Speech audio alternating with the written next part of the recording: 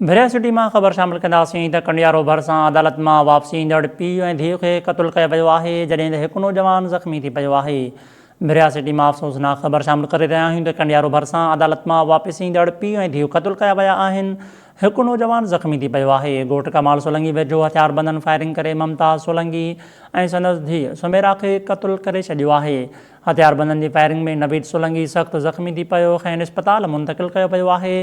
ग़ुलाम हुसैन सोलंगी जो चवणु आहे त 3 साल अॻु भाइटी सुमेरा जी शादी सलीम सोलंगीअ सां थी हुई। कुझु वक़्त बाद हुन तलाक वरिती हुई। इन हवाले सां असां सां लाहींदे मौजूदु आहे भिरिया सिटी में आफ्ताब कीडियो। जी आफ्ताब, कहिड़ा तफ़सील आहिनि? हाँ जी बिल्कुल, कंडियारो भरिसां ॻोठ हारून सोलंगी में अदालत में सुनवाई खाई वापसि ईंदड़ ते हथियारबंद करे पीउ ऐं संदसि न्याणीअ खे क़तलु करे छॾियो आहे।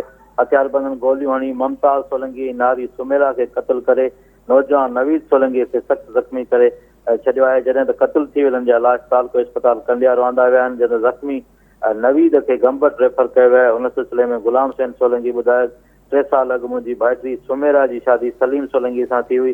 कुझु वक़्तु भाइटी अदालत ज़रिए खां सलाह वरिती हुई। अदालत मां सुनवाई खां वापसी ते भाइटी ऐं भाउ मुमताज़ वापसि अची रहिया। भाइटी अॻूणी मुड़ुसु जेको आहे सलीम सोलंगी फायरिंग करे ॾींहुं खेसि क़तलु करे छॾियो। हिननि आला अख़्तियार में नौशरत फिरोज़ ऐं ॿियनि खां मुतालबो कयो मामले जो नोटिस वठी जवाबदार खे फौरी गिरफ़्तार कयो वञे।